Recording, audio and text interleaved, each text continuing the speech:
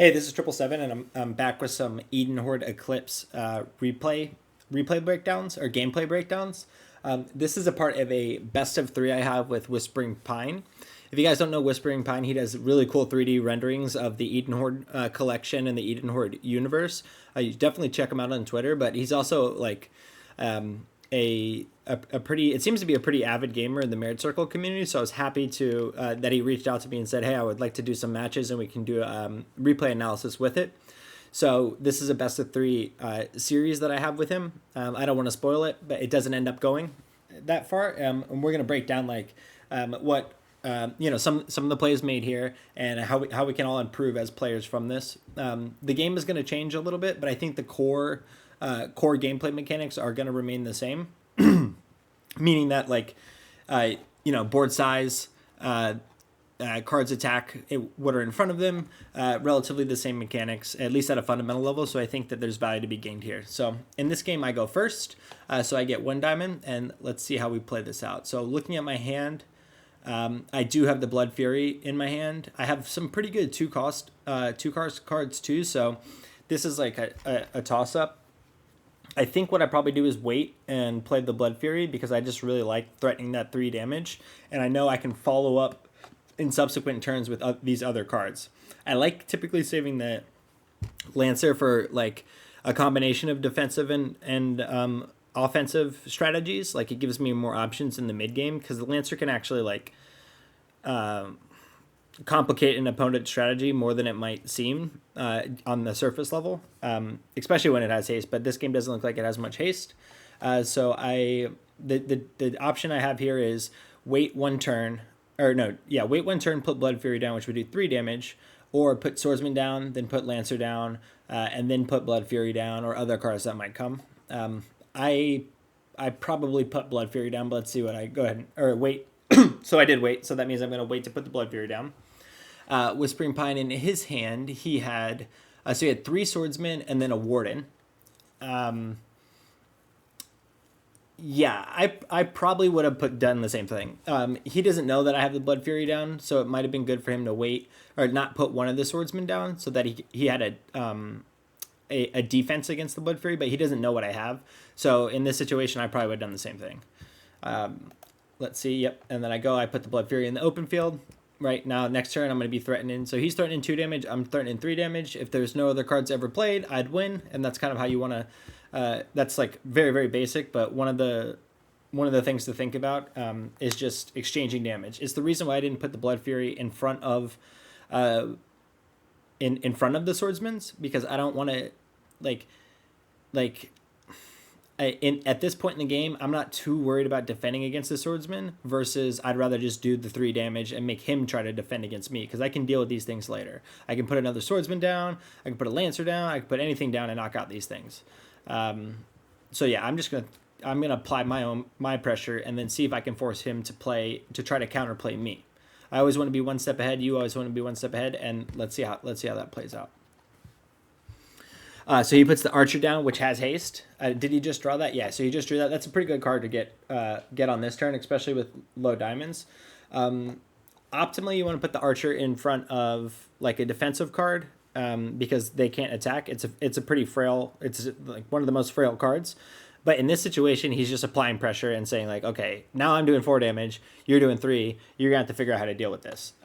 And so in this situation, I'm gonna have to figure out how to deal with this, and I do. So let's run this back.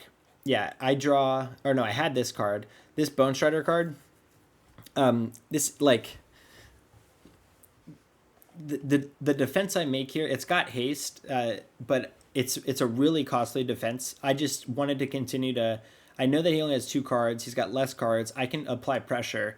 And I just want to make sure that this damage doesn't get too out of hand, so I have to deal with this archer now.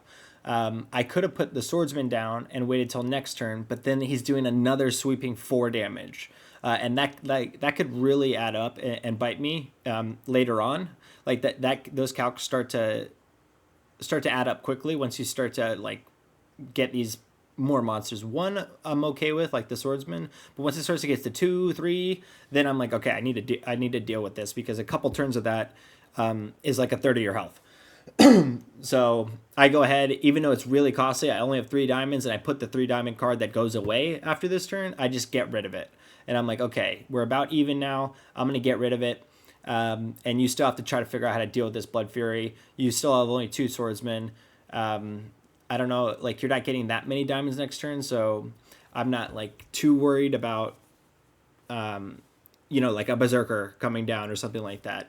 Although maybe I should have been. No, he only gets 5 next turn. Yeah, so so that was the way I played it. So he draws Lancer off the top. This is exactly what I would have done in this situation.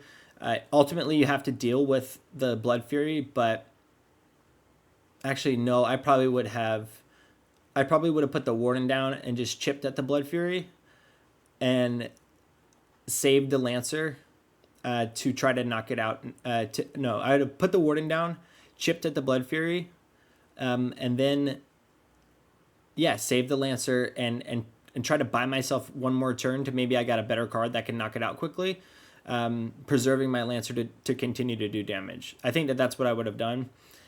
This isn't the worst strategy, but I'm going to deal... Well, maybe he was thinking like he doesn't have that much... Like, he doesn't have that bad of a health attack, but this... or he doesn't have that bad of health right now. He's not too worried. I have 8, right? So he might be thinking like, oh, I'm winning right now. But it's all about board state, and I probably would put this Warden down to prevent to continue to increase my delta by preventing the Blood Fury from doing any damage next turn. He's only got 1 card in his hand, so I get it. Like, he doesn't want to waste. He doesn't want multiple of his cards to get knocked out, but I still think I would have done that. So let's see what I draw here. But he's applying significant pressure. Like, these swordsmen have been adding up for multiple turns now, and I'm like, okay, I need to deal with these things because my health is getting low. And let's see. I draw the Warden, so the Warden's a great play here. The reason why I put the swordsman down here is one, because I only had one left, so it had to be the swordsman. But the reason why I specifically put it right here in front of the Warden is because I wanted this Warden to knock out his swordsman, and then I didn't want this Warden to go against this Warden right here. Instead, I wanted this Warden, because it moves across the board, I wanted it just to go in front of the swordsman, so next turn I could knock out that swordsman. 1 damage, I can let that 1 damage sit. I'm going to do 1 damage next turn, so it'll only have 2 health. But the main thing was I was going to get this swordsman off the board next turn by putting this swordsman down here. So that's what I went there. And as you can see, our health is now starting to get a lot closer, and he's not really threatening too much damage. So let's see. He drops Lancer down as he should. Does the 1 damage, knocks out the Blood Fury. This is looking like a close game. That's exactly what I played. He didn't have many options. That's what he should have done. So there's not really much to say here. He's only got a few cards in his hand. He put the Lancer in the open space. It does more damage. It's more threatening. I'm going to have to figure out how to deal with this. So let's go on and see what I do. Okay, so I get the Vanguard. And I got the Archer with haste, and then so I play the Vanguard over here. This could have been in any order right here. It doesn't really matter. These could have been flip-flopped because they're both Lancers. I put the Archer down not just as an attacking card, but also to defend the damage that the Lancer would do. That's the reason why I put the Archer down instead of this Lancer. The other reason is because these Lancers would knock out each other, which I don't want. And then the Vanguard's going to come here. It's going to save. It's going to win. It'll knock out the Lancer, and then the Lancer will do 1 damage to it, so it'll still remain on the board, threatening 2 damage. And I think I would consider that a pretty straightforward play. If you're in a position like that, it's starting to get close, it's starting to get to the wire, so that every damage is gonna matter. So I played the Archer for more so defensive, but it also has the sniping ability, so I got to do 2 more damage there. Let's see what Whispering Pine does now. He doesn't really have many cards, so he's kind of hoping for some good RNG off the top. He gets Bone Strider, which does knock out the Warden. Yes, I would have done that. Clear the board. I'm continuing to threaten, or he's continuing to threaten damage now. This is actually becoming a really close game. Let's see. I have 5 health left. and he will have 3 damage on board next turn. So I have 2 turns to deal with, to do something. Otherwise, he's definitely going to win the game. I get the healer. I really wanted to put down the berserker, but I know one healer's going to give me health back. That's really good. Lancer, the warden's going to protect against the lancer anyway, so it doesn't matter if I put it in the open field. The main thing, it doesn't matter in regards to the warden, but the main thing is that if he gets a larger cost monster that he wants to play, I'll have defense ready for it. So that's why I put it in the open instead of right in front of the warden, if that makes sense. Yeah, I would have loved to put the berserker down there, but this strategy buys me another turn in the long run, and I have to try to claw back some health, because I know that he's going to do 3 damage, and I can't really do anything about that. So that's how I played that. All right, he gets the lancer. He puts it in front of the vanguard. Yeah, that's probably fine, I think. So by putting this is interesting. By putting the swordsman down, the warden's not going to move across anymore, which I think is probably the right thing to do. Yeah, I mean, he has to play cards anyway, so I'm saving it. No, that's definitely the right thing to do there. Yeah, he still has 7 health left. Yeah, so he could have not put the swordsman down and let the warden move over, but then still next turn he would have had to put the swordsman down anyway.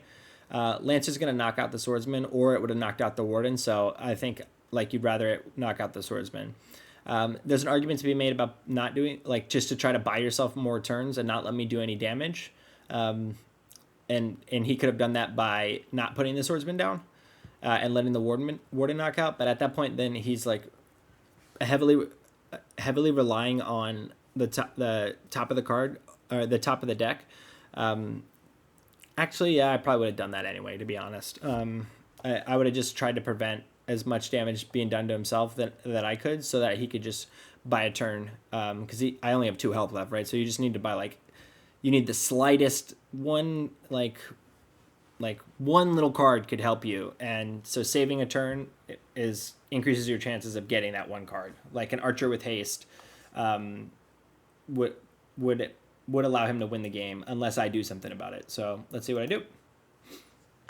I get the berserker, so I could put the warden down, but I know right now, I know he has 0 cards in his hand, and I get 3 health, right? So now we're down to 3 to 3. He's only able to do 1 right now on board, and I know that the cards with snipe, with the sniping ability, only do 2 damage. There's only 2 cards. It is the it's the tower guard and then the archer. So I'm safe because of my battle healer that I put down earlier, like I mentioned. I'm safe from those guys.